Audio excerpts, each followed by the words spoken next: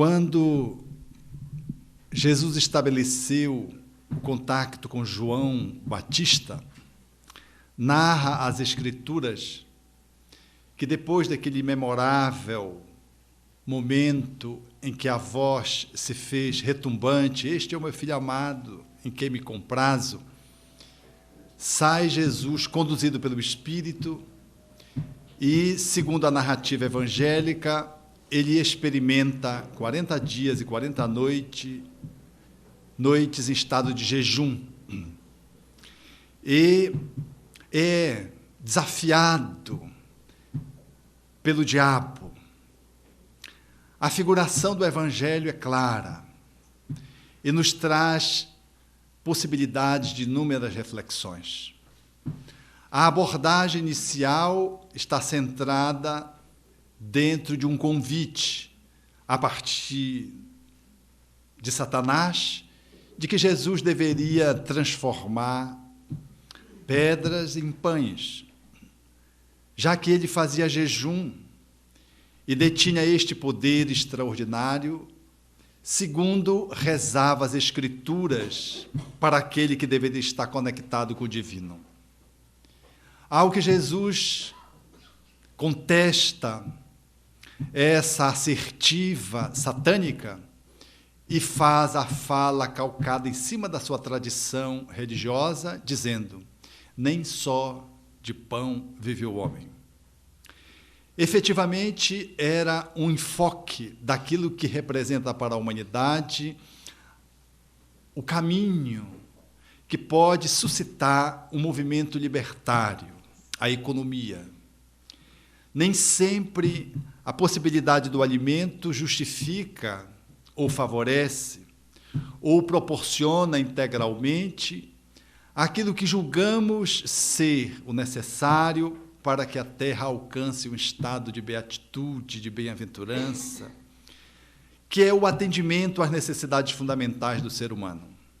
Às vezes o pão que damos, e ainda que ofertemos, transforma-se em pedra quando chega do estômago do outro. Não basta multiplicar os alimentos, muito embora a terra, como diz Allan Kardec, seja farta, pródiga, e de que quando os países se relacionarem segundo a fraternidade e a justiça, a exemplo das províncias de um grande império, o excesso de um atenderá à carência de outro, e todos terão necessário. Mas o que nos falta não é o pão, e a via libertária do homem não é o processo econômico. Não obstante seja na atualidade o que dá o tom, a centralidade do mundo está em torno do movimento ecológico, ideológico, que linka a sustentabilidade ao recurso, ao dinheiro. O grupo dos 20, as 8 nações mais poderosas economicamente, aqui e acolá se encontram, acolitadas por aqueles que elegem os seus representantes e vigiada por milhares e milhares de pessoas em sistema de protesto, a cada ano que se reúne o G8, vemos assim essa orquestração colocada dentro do mundo, que não é suficiente, a despeito das proposições para eliminar a fome, de trazer à terra um processo de paz, uma dinâmica de maior justiça social e de igualdade entre os seres humanos. Satã avança e faz uma proposição diferente e diz: vem aqui no alto do monte e eu vou te ofertar uma visibilidade de todas as nações, e se tu te prostrares aos meus pés, eu te darei o domínio para que tu comande todas as nações. Ao que o mestre faz uma contestação segundo as Escrituras, valendo-se também da sua tradição religiosa, demonstrando que ele estava muito bem afinado com a lei e os profetas, e diz: somente a Deus adorarás. Efetivamente, aí está posta uma outra via que deverá ensejar para a humanidade uma tentativa de resolução dos problemas humanos. É a via política. A via política é um outro caminho que a humanidade busca para tentar entretecer justiça social, para fazer a divisão melhor e mais equânime dos bens. A política, nas suas várias manifestações ideológicas, comparece, ora com o nome de capitalismo, ora com o nome de socialismo, ora com o nome de comunismo. No entanto, não tem sido suficiente para sequer eliminar o movimento de confrontação dos povos.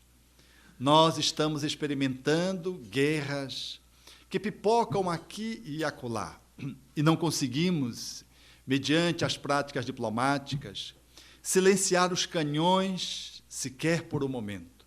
Os mísseis ameaçam, os homens-bombas avançam, e percebemos todos os dias nações poderosas, valendo-se de uma política despótica, sorvem a seiva dos povos vencidos, na fala de Bezerra de Menezes, não desejando que o mundo possa ter uma visibilidade de maior fraternidade pela via da política.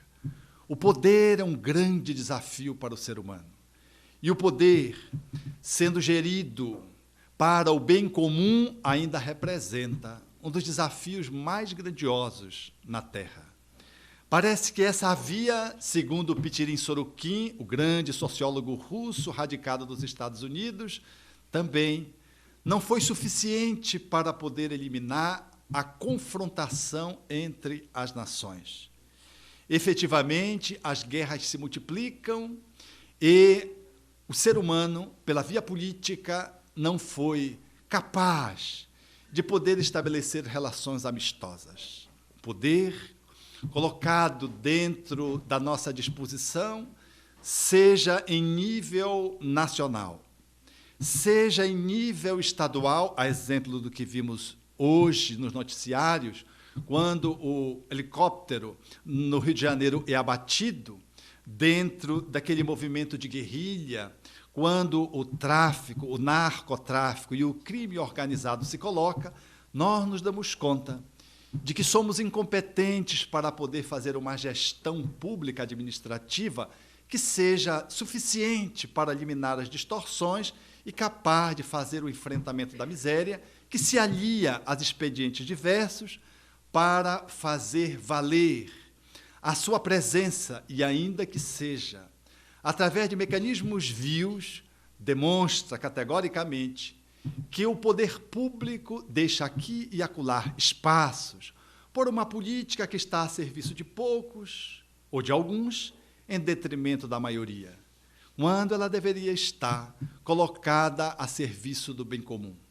Quando olhamos hoje o nosso Senado Federal, a nossa Câmara, o nosso Congresso, temos, às vezes, um sentimento de descrédito dentre a pesquisa estabelecida sobre a credibilidade das profissões, a dos políticos.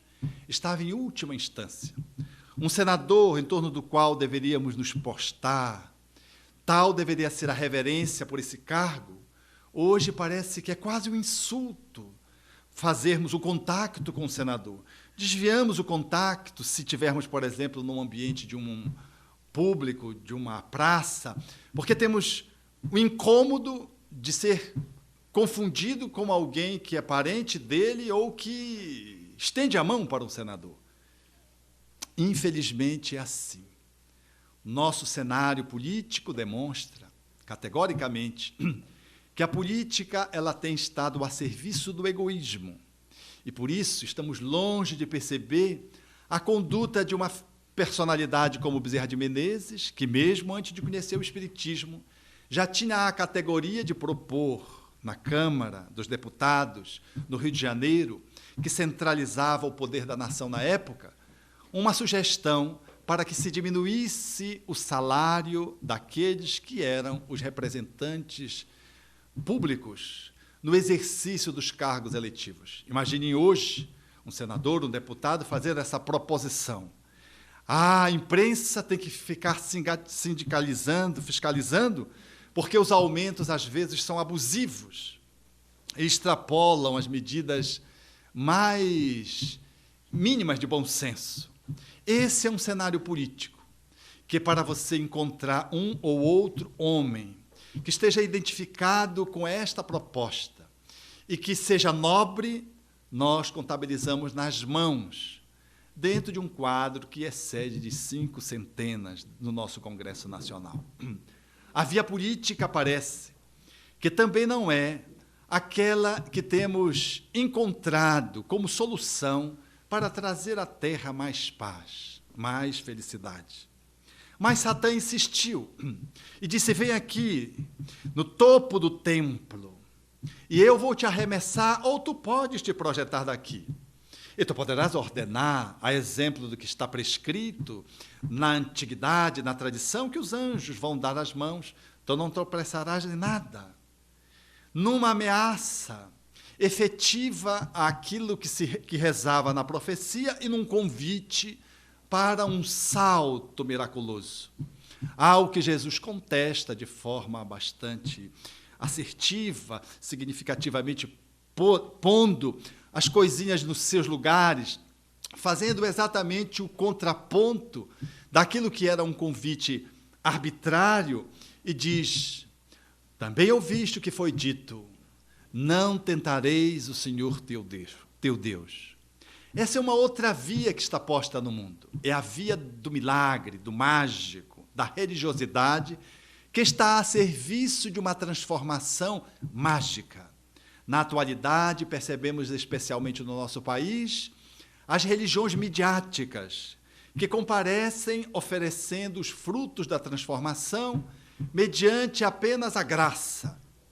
Uma interpretação equivocada da fala de Paulo de Tarso, mas que, usada nos discursos daqueles que representam as igrejas, que se valem dos espaços da mídia, lançam mão dessa estratégia da graça e fazem desse movimento um passo extraordinariamente fácil e simples de resolução dos processos, dos conflitos, das dificuldades humanas. Porque aqui, na manifestação dessa ideologia que está identificado com a mágica, é natural que percebamos que qualquer oferenda, com muita facilidade, ela é acolhida. Se o centro espírita coloca, por exemplo, uma placa indicando que aqui se resolve problemas de desemprego, nós vamos ter os desempregados aqui. Que se favorece com a recuperação de um afeto amoroso perdido ou interrompido, logo nós vamos encontrar alguém se enfileirando para buscar a graça. Se estabelecermos a conjugação dessas promessas, vocês imaginem, então, o pelo que ou o porquê as igrejas midiáticas, elas estão cheias. E é duro de ver. Ainda não fazem 4 meses, aproximadamente, eu estava diante da companheira que trabalhava conosco, nos serviços domésticos, e fiquei assim, meio que indignado, já que ela trazia na informação acerca da sua crença, de que ela estava vinculada a uma dessas igrejas a quais estamos citando, que usa esse poder estratégico da mágica como um movimento de resolução do processo existencial dela. E ela dizia: são apenas 40% do que eu ganho, o que eu dou para a empresa. Eu olhei para ela e disse: não era o dízimo, era 40%, a inflação chegou muito alto. E eu disse: mas como 40%? Ela disse: 40%. Eu digo: há quanto tempo você está dando 40%? Há 2 anos. Eu digo: há 2 anos? Ela disse: E então, ela disse: eu estou esperando, porque lá eles me ofereceram o que? A promessa de que eu receberei em dobro. E eu disse: você já recebeu? Ela disse: não, não recebi. Eu olhei para ela na sua singeleza, na sua ignorância cultural, e mostrei um noticiário que falava dessas igrejas e de quanto elas estavam de mãos atadas com a justiça em função de vários crimes que estavam ali relacionados, e que, dentre esses crimes, estava muito bem posto essa possibilidade de assambarcar o direito do outro ser humano, usando-lhe da boa-fé e explorando-lhe economicamente. trouxe-a para ver o noticiário que passava no dia seguinte na televisão, para que ela visse, ela ficou olhando, e eu então sugeri, disse, puxa, escolha uma outra igreja que seja mais generosa com você. Ela disse, o senhor acha? Eu digo, eu acho, porque você dá 40% do que você ganha para a igreja. O que a igreja fez por você até agora? Ela ficou olhando assim, pelas suas filhas. Ela disse, nada. Pela comunidade onde ela está inserida a igreja. Ela disse, eu não vejo assim nada. Eu disse, pois é. Eu quero lhe dizer que Deus não tem outra forma de atender as suas filhas a não ser através das suas mãos. Se o fruto do seu trabalho não for suficiente para atender as suas filhas, Deus não tem uma outra forma de alcançar as tuas filhas, que são gêmeas, para receber os benefícios mínimos no atendimento das suas necessidades básicas e fundamentais. Então, escolha uma outra igreja. E fiz uma pressão psicológica sobre ela, e depois de uma semana ela voltou e disse, mudei. Eu digo, que tal? Aí eu fui e citou uma outra igreja. Eu disse, que tal? Eu disse, o dízimo só. Eu digo, graças a Deus o dízimo. Nunca pensei que eu ia louvar o dízimo. Mas estava louvando, porque efetivamente era uma economia substancial para aquela empregada doméstica que agora deverá ter algum provento a mais para atender minimamente a necessidade das suas filhas. Essa é a promessa feita pelo poder mágico, que se manifesta como uma pseudo-religiosidade, que funciona mediante franquia e que não titubeia em meter a mão nos bolsos, ao invés de falar aos corações. Ou então, mecanismo hipnótico é utilizado para sensibilizar as almas de forma que elas possam fazer as suas oferendas dentro de uma visão absolutamente estratégica que faz com que as pessoas, dominadas por uma propaganda na linguagem da neurolinguística chamada de equivalência complexa, que faz com que você dê na expectativa de receber em dobro. Na verdade, as pessoas também são manipuladas, porque elas têm a ambição de conquistar as coisas pelo menor esforço, e elas não se dão conta que a sua ambição é o espaço através do qual as pessoas lhe acessam para lhe subtrair as entranhas, não só os bolsos. É curioso, portanto, perceber que nós não nos damos conta de que as economias, as diversas políticas, que as diversas manifestações religiosas não têm sido suficiente para poder atender às demandas da humanidade. Nós continuamos inquietos, angustiados, tristes, ambiciosos, continuamos beligerantes, continuamos lobo um dos outros, os países continuam firmando posições em favor de si mesmos e em detrimento dos mais fracos. Essa orquestração universal que se põe, que se coloca, muito embora todas as contribuições dessas diversas manifestações, elas não têm sido capazes de poder minorar sequer a fome, a dor que se estabelece dentro do ser humano. Não é sem razão que o encontro de Nicodemos com Jesus abre espaço para essa questão. Ele, como um doutor da lei, procurando a plenitude, procurando o reino dos céus. E quando Jesus lhe sinaliza para a necessidade do renascer da água e do Espírito, ele quase que se escandaliza, porque, muito embora fosse um conhecedor da matéria, fosse um doutor, tivesse acesso às Escrituras, era difícil pensar para ele que o progresso, a planificação, a felicidade, ela deveria se fazer pelas vias de um renascimento que incluiria o corpo, portanto, a reencarnação, e o espírito, a renovação moral. Era a ciência da época. O mundo está cheio também de ciências. A academia, as universidades não foram suficientes para propor um movimento de renovação social capaz de acelerar o progresso, de modo tal que pudéssemos desfrutar de uma humanidade mais humana, pelo menos. Não digo nem espiritualizada, pelo menos mais humana. Nós ainda pugnamos pelos valores sociais, pelos direitos humanos, muito embora já tenhamos avançado tantas décadas de quando da sua declaração. Assim, ciências, as disciplinas da academia, as religiosidades, as diversas manifestações ideológicas no campo da economia e da política, esse quadro, ele junto não foi capaz hoje de nos agenciar dias mais alvissareiros, mais graciosos, de maior bem-estar. É verdade que alguns são premiados e um fragmento da nossa população mundial se beneficia, mas a grande maioria ainda patina nas necessidades fundamentais, fruto de uma posição que está na centralidade dessas 4 movimentações, que traduz o movimento de natureza egóica.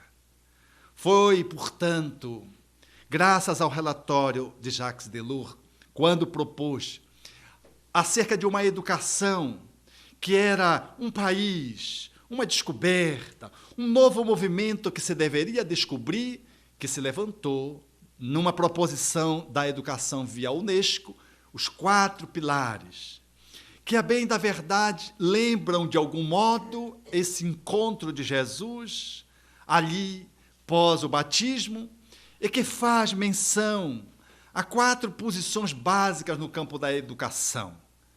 Educar, no movimento de aprendizado, que esteja centrado no conhecer ciência, no ser, que evoca, de alguma forma, a nossa essencialidade, a nossa transcendência, a nossa religiosidade.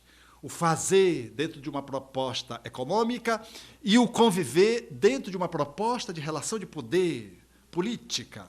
Esses 4 pilares, por assim dizer, eles são recolocados no mundo como a salvaguarda de um novo movimento no âmbito da educação para o 3º milênio.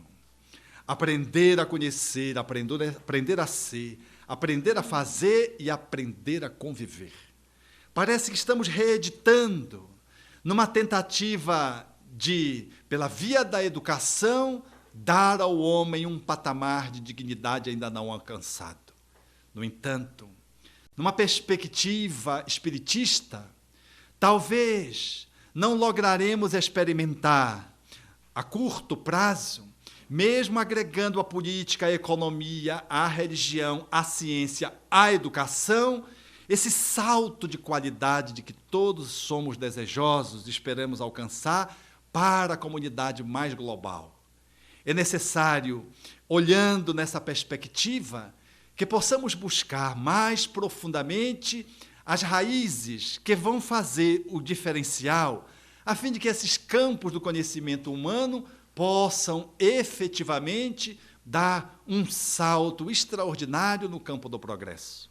E a questão 799 de O Livro dos Espíritos, quando fala do papel do Espiritismo como contribuição para o progresso, talvez nos ajude a entender esse quadrilátero e a poder fincar um novo olhar com possibilidades de poder fazer da religião, da economia, das políticas, das ciências e, pela via da educação, um processo engenhoso, novo. Quando Kardec pergunta qual seria a contribuição do Espiritismo para agenciar o progresso da humanidade, qual seria a sua cota, por assim dizer, para que o progresso se estabelecesse, e os espíritos respondem: destruindo o materialismo. O materialismo é a grande chaga da sociedade.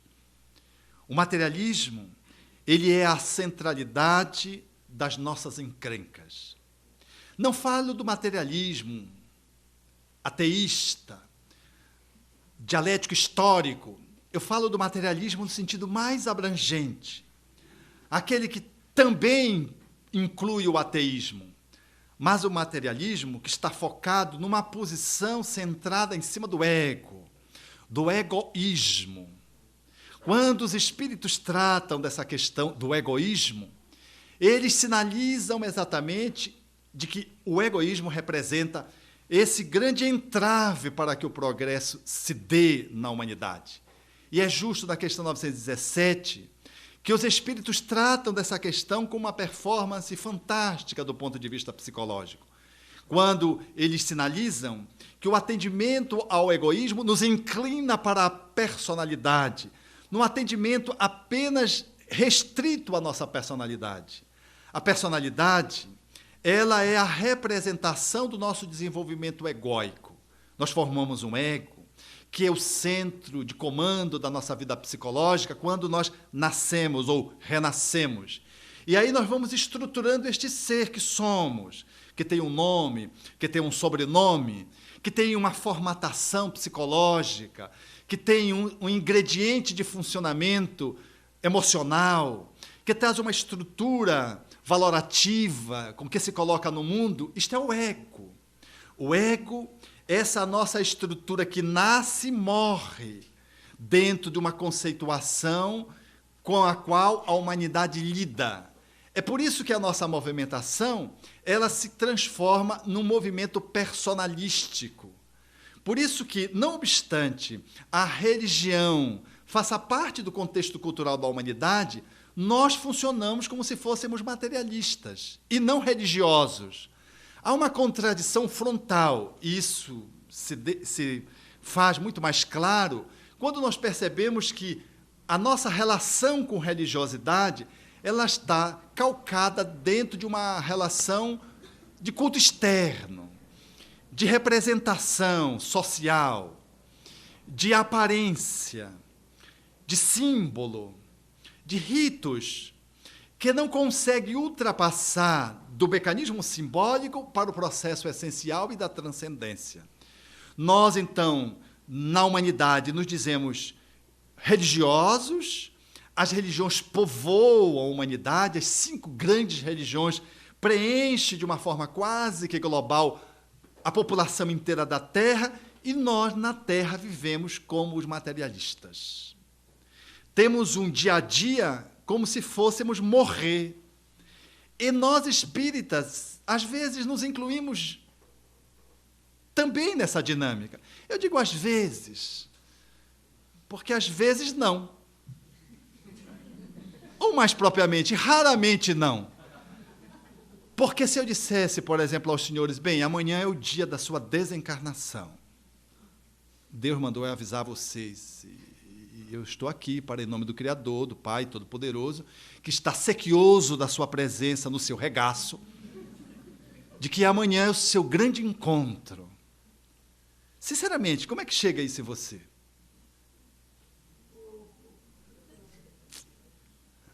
Não, mas espera aí, dá para dizer alguma coisa para Deus de volta? Eu digo, dá. Qual seria a sua fala?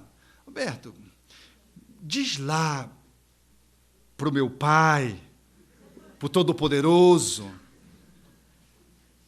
de que eu tenho uma saudade dele, é verdade. Mas amanhã mesmo, não é pelo horário de verão, é porque eu ainda estou assim, na primavera da minha vida, ainda tem muito chão, tem o verão, tem o outono, para chegar no inverno. Puxa, eu sou tão jovem, diriam aqueles que são os mais jovens.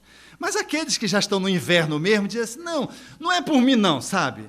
É por conta dos meus netos, porque a gente sempre arruma uma desculpa para ficar no corpo. Então faz o seguinte, diz para o Todo-Poderoso que eu vou ficar mesmo no regaço dele por toda a eternidade. Se tivéssemos uma visão, por exemplo, dogmática, o discurso seria esse. Eu vou estar no céu pela eternidade. O que é eternidade se ele me der mais 10 anos? Alguém que está com 70. E um com 60, mais 30 anos, já que a sobrevida tem aumentado. O que é 30 anos diante da eternidade? Essa é uma visão daquele que está posto numa perspectiva egóica. É lógico que tem um instinto de conservação, de autopreservação. Nós queremos sempre ficar mais um pouco, mas efetivamente a nossa relação conosco mesmo ela é tão comprometida que o ego funciona. E ele funciona abundantemente, e às vezes colocando em risco a sua própria existência de sobrevivência, porque o ego em si mesmo, ele é muito frouxo, ele é muito covarde. Nós só somos corajosos quando nós ultrapassamos o ego, mergulhamos nas nossas entranhas. Mas o ego, às vezes, ele é tão imaturo, ele é tão confuso, que eu vi outro dia em Belém do Pará, os assaltantes chegaram e quiseram levar o carro do jovem. O jovem, forçado pelos assaltantes, saiu do carro, mas não conformado, foi para frente do carro e ficou assim. E os assaltantes deram de andar e se agarrou na frente do carro. E os assaltantes seguiram, fizeram alguns movimentos e ele se segurou, porque não queria que levasse o carro. E logo adiante os assaltantes pararam e deram 2 tiros nele. Fatal. Ele queria o carro. Ele me lembrou muito bem um amigo, quando eu estudava para a medicina, e ele era muito apegado ao dinheiro, e eu disse: Zé Maria, era o nome dele, disse: Zé Maria, se o assaltante disser a bolsa ou a vida, ele disse: a bolsa eu não dou. Quer dizer, ele não se dava conta. O ego, às vezes, ele é tão infantil, é tão imaturo, que ele não sabe o que é meio e o que é fim, do que adiantava ter a bolsa, se ele não ia ter a vida. E eu disse: raciocina no que tu estás me dizendo. Tu dizes que tu não vais dar a bolsa, mas como é que tu vais usar a bolsa se tu estás sem a vida? Eu disse: não dou. Quer dizer, ele não queria nem pensar. Nós, quando funcionamos no ego, nós não conseguimos exercer a nossa qualidade de poder, nós não conseguimos trafegar na nossa economia pessoal de uma forma arrumada, nós não conseguimos trabalhar o conhecimento, a ciência, nas suas diversas manifestações, de uma forma equilibrada, e não conseguimos lidar com a religião igualmente dentro de uma perspectiva de transcendência. Nós ficamos como se fôssemos homens que vamos morrer, nascemos e vamos morrer, não reencarnamos e vamos desencarnar. Esse talvez seja um dos grandes dilemas da atualidade. Abunda-se na humanidade uma cultura que está focada no materialismo, para o qual o Espiritismo traz dentro de si recursos capazes de poder dar conta de fazer um enfrentamento do materialismo. No entanto, é necessário que façamos um mergulho além da nossa estrutura egóica.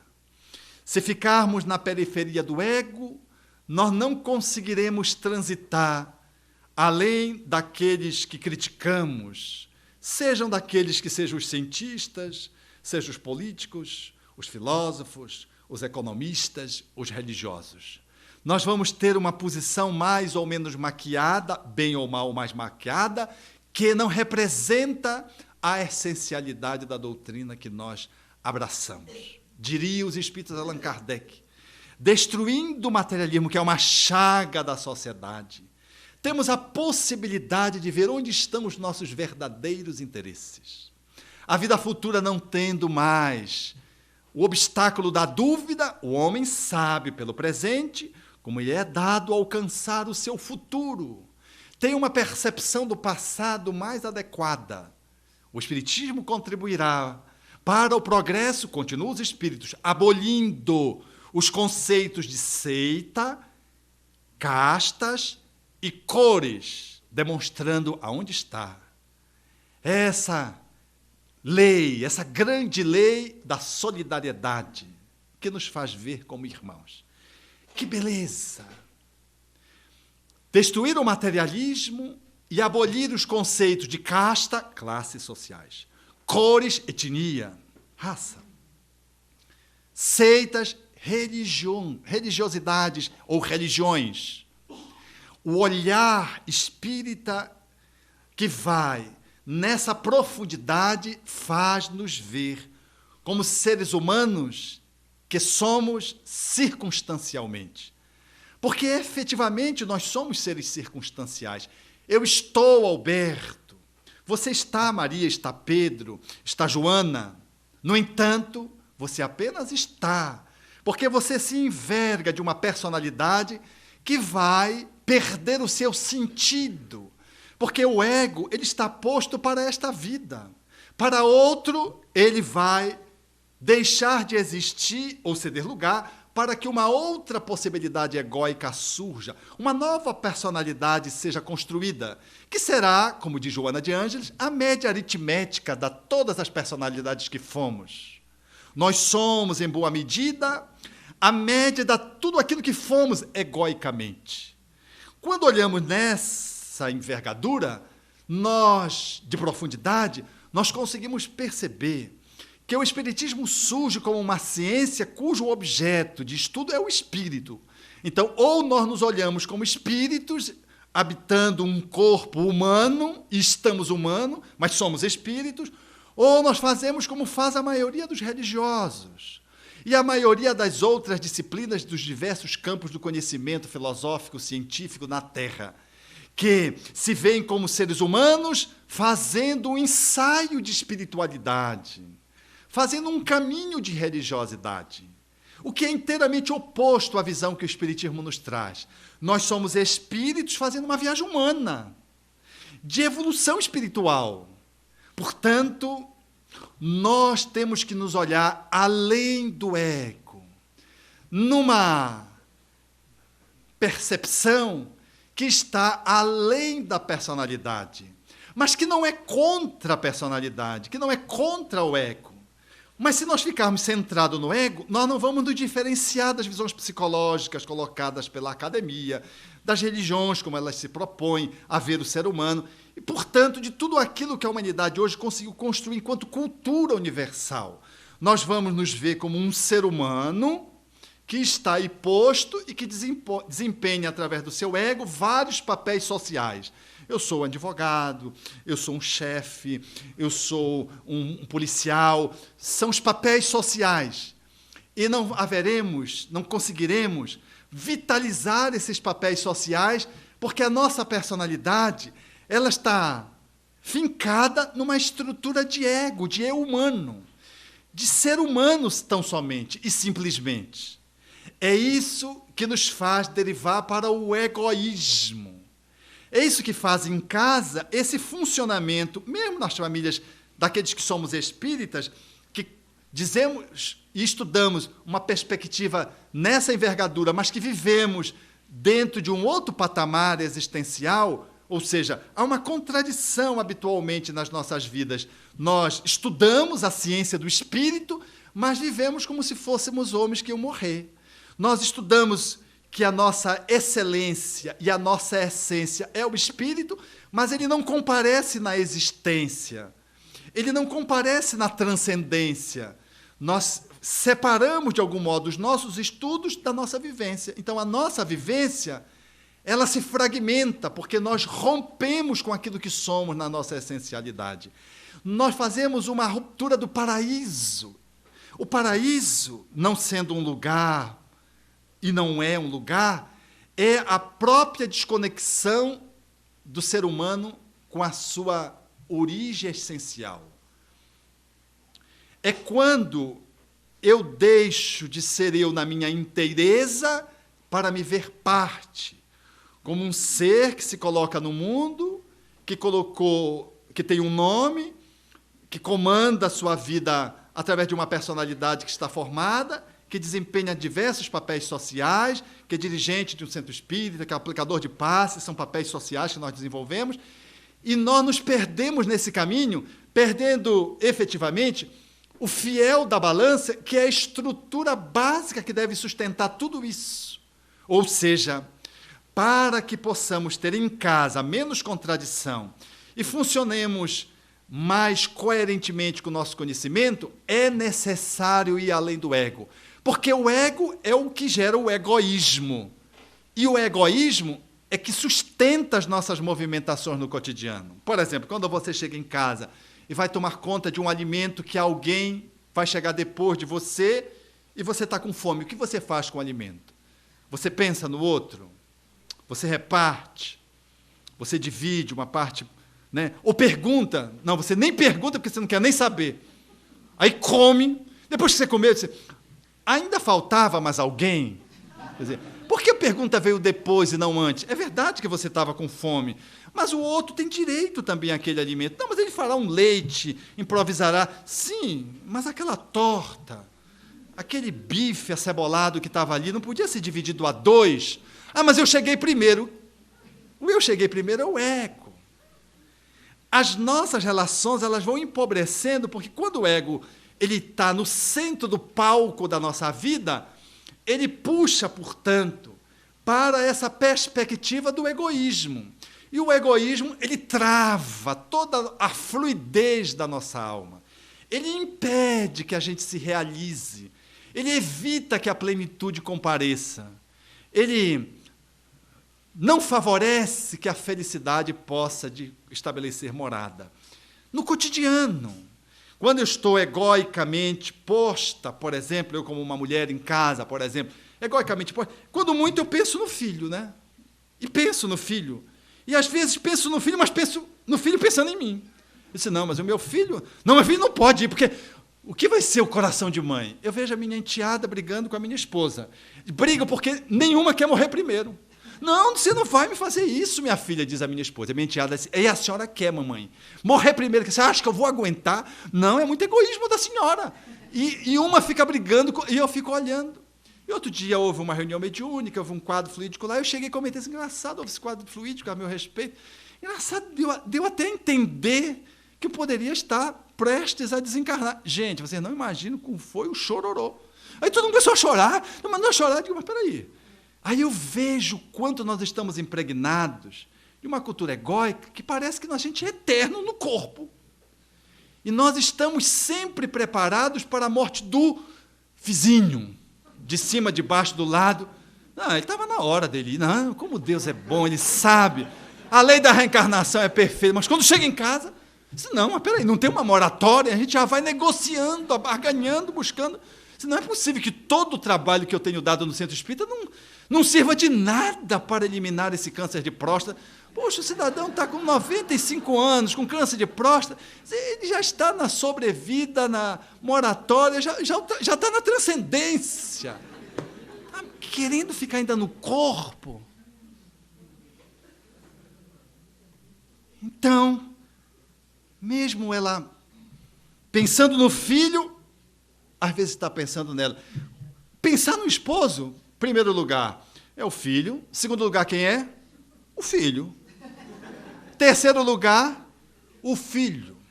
O quarto, se não for espírita, é a casa. Não, se eu me separar de você, dizia a companheira conversando com meu amigo lá do Centro Espírita. Eu fico com os filhos, naturalmente. Ele disse, claro, meu bem, você fica com os filhos. Eles têm 2 filhos.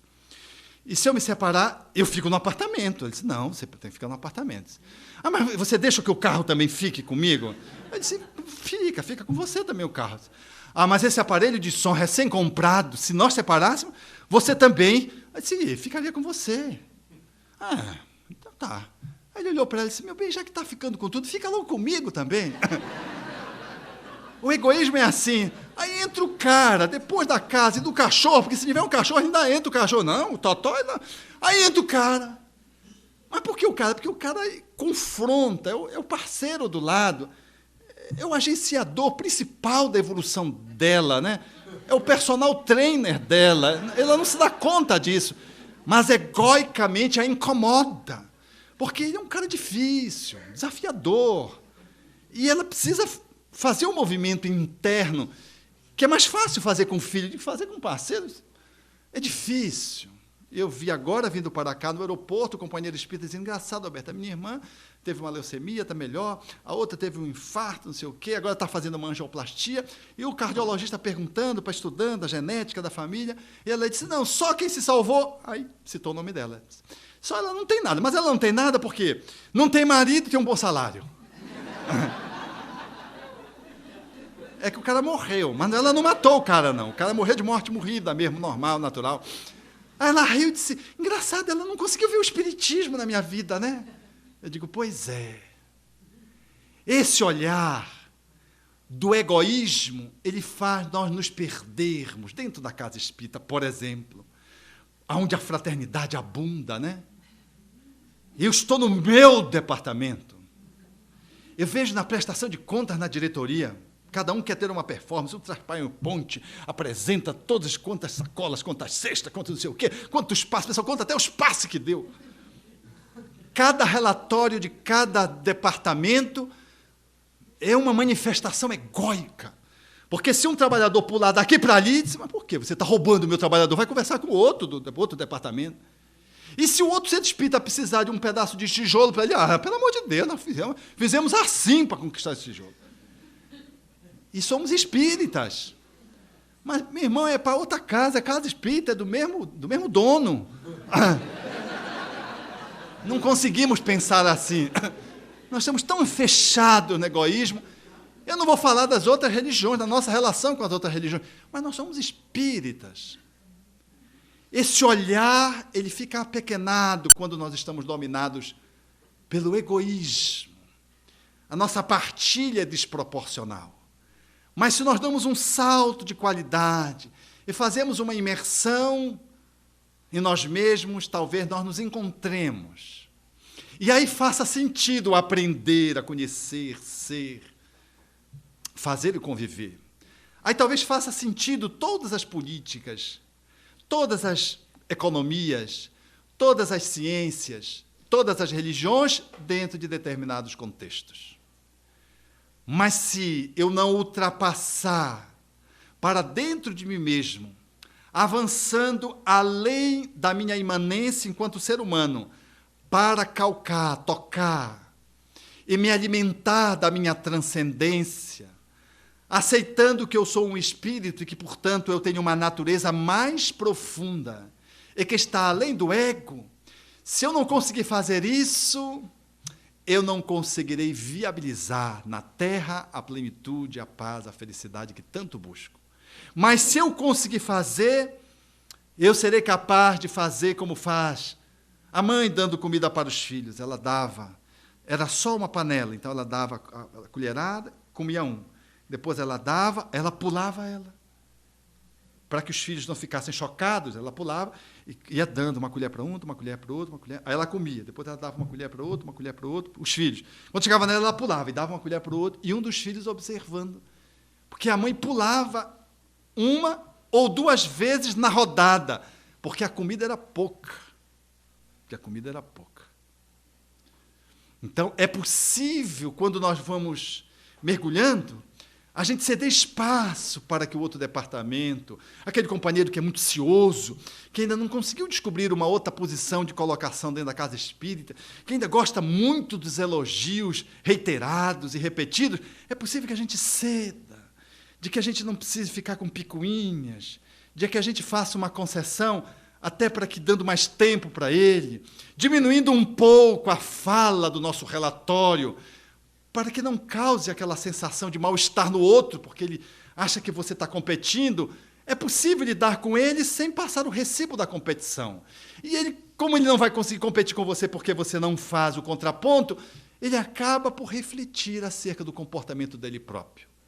É possível dentro do lar, quando mergulhamos nessa dimensão oceânica do ser humano, que fala, portanto, dessa relação de integração com o Criador, é possível visualizarmos a desencarnação como algo que está dentro da pauta das nossas possibilidades, às vezes bem próximas, às vezes um pouco mais remota, a gente não sabe.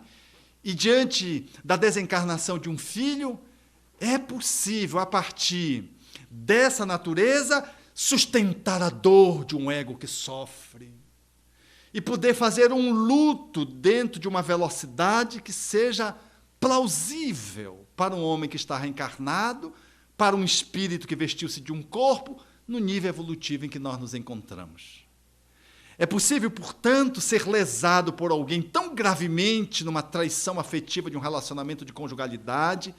É possível poder ceder e entender que o outro tem uma parte que ele vai ter que dar conta, mas de que eu tenho a minha parte que eu preciso fazer, que é a parte do auto-perdão, porque sempre é uma contribuição para que o outro faça aquele movimento desengonçado.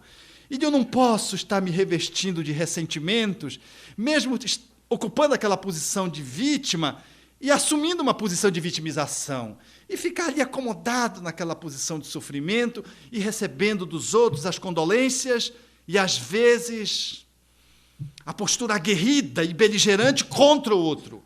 É possível, a partir dessa dimensão, relativizar essa postura de dor, entender de que eu fui lesado, entender, mais do que isso, de que eu me deixei lesar, de que eu tenho parte nessa lesão, e deixar que o outro siga o caminho dele, e poder fazer um movimento de auto-perdão, e viver esse luto de separação, e ao invés de me associar aos outros e usar os outros, ou me deixar usar pelos outros, para bombardear aquele ou aquela que não conseguiu manter a fidelidade do relacionamento a dois, é possível eu fazer um movimento contrário, de enfraquecimento, trazer uma reflexão diferenciada, permitir que as pessoas possam se olhar. Porque quase sempre, quando nós vamos querendo crucificar alguém, tem uma parte de nós que a gente quer crucificar através do outro. E vale-se dessa circunstância, se identificando com aquele que foi lesado, e assume uma posição que às vezes é odiosa. Não porque a gente goste tanto daquela pessoa que foi abandonada, esquecida ou traída, mas é porque, na verdade, nós trazemos as nossas questões pessoais não resolvidas e valemos-nos daquela circunstância para jogar todo o meu ódio que eu ainda não resolvi, todas as minhas mágoas que eu não resolvi, funcionando em nível egóico, e me prendo, e me fixo naquela pessoa, e às vezes o outro já perdoou, já está até acasalado com outra pessoa, e eu ainda estou remoendo aquela situação que envolveu um ente querido meu, um irmão, um amigo muito querido. É possível, a partir desse mergulho interno, fazer um outro movimento que não é de santidade, que não é de santificação compulsória, que não é um movimento de um Deus que se materializou do Olimpo, mas é de um Deus com D minúscula que está presente dentro de nós mesmos e que nós não fazemos contato porque queremos ficar no ego. E vamos experimentando os resultados do egoísmo, do egolatria, e vamos morrendo de egoesclerose, sufocando esse Deus interno que somos, nessa medida da afirmativa crística, a partir da qual deveríamos funcionar tratando o nosso ego, que traz a média aritmética, essa média das nossas subpersonalidades de outrora. Nós poderíamos estar, a partir desse Deus interno, cuidando, fazendo essas transformações necessárias, que não é só a reforma íntima desta vida, desta personalidade, é a reforma íntima que tem uma repercussão para trás e ela aponta para um cenário de futuro promissor. Só podemos fazer isso se pudermos abraçar a doutrina espírita e darmos-nos conta de que nós somos deuses com D minúscula, de que nós temos uma natureza interna que nos traz uma identificação com o Criador de que nós abandonamos. Ao invés de estabelecermos essa relação de espírito e verdade, como propunha Jesus, contestando o culto ao templo de Samaria ou ao templo central de Jerusalém, quando a mulher samaritana lhe indagou, ainda hoje a humanidade faz da relação com Deus um culto externo, vive a experiência da materialidade, que se interpõe, por assim dizer, como elemento de fragmentação da sua relação e profundidade consigo própria. E ela faz esse movimento de substituição esquecendo-se de si mesmo, abandonando esse Deus que dorme, que aguarda ser despertado. E funcionamos, portanto, apenas uma parte de nós.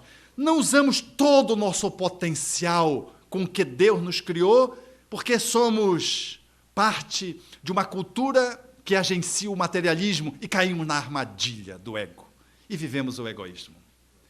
Se ao invés disso, à luz da ciência espírita, termos esse olhar de nós mesmos, não para comprovar simplesmente que o espírito não é imortal, que pode se comunicar, mas, e sobretudo, para falar de uma espiritualidade que está além da imortalidade, de uma espiritualidade que foca numa natureza profunda de que sou capaz de comparecer, cuidando desse ego, estruturando esse ego para que ele desenvolva diversos papéis sociais, o papel de mãe, o papel profissional, o papel na casa espírita de dirigente da casa espírita, e assim poder se colocar no mundo dentro de uma postura de um homem de bem. E talvez, à luz do pensamento espírita, do espírita, que no seu caminho, no nível evolutivo em que ele se encontra, ele consegue reeditar a história dos cristãos primitivos. Ele sabe da vida futura, que está desmistificada porque ele compreende que a matéria é uma circunstância apenas. Ele visualiza, portanto, o futuro sendo imortal, mas ele sabe essencialmente de que a sua argamassa material esconde uma luz que está velada, às vezes obliterada, e que não consegue comunicar tudo quanto ele poderia operar no campo do mundo. Quando nós nos damos conta, à luz do pensamento espírita, dessa realidade, nós não só combatemos o materialismo que está focado no ateísmo, mas nós combatemos a materialidade que às vezes nos distrai do nosso objetivo maior. Nós combatemos, mais do que isso, essa cultura no qual nós estamos inseridos, que a gente tem a utopia de que uma eleição vai resolver o problema do país. De que um processo econômico novo posto haverá de erradicar a miséria. De que um ato da espiritualidade superior, mágico, vai transformar o Pará em Paraná, como um milagre, e vai fazer uma revolução social, e o Pará vai ser guindado a um estado dessa categoria. Não haverá, meus amigos. No entanto, se nós tivermos esse olhar terno e suave para nós mesmos, nós haveremos de nos contemplar nessa profundidade e haveremos de ser um parceiro, uma parceira do relacionamento conjugal capaz de atender às demandas do outro. Haveremos de ser um pai, um filho, que é capaz de atender a velhice daquele que vai a caminho da desencarnação, emprestando-lhe o mínimo de dignidade nos seus últimos dias encarnatórios, portanto, no corpo físico.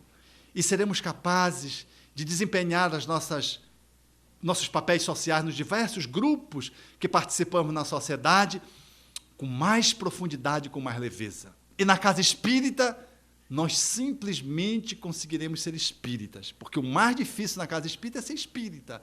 E, portanto, trazer essa envergadura que é capaz de nos identificar com o cristianismo de tal modo que parece que Cristo nos habita.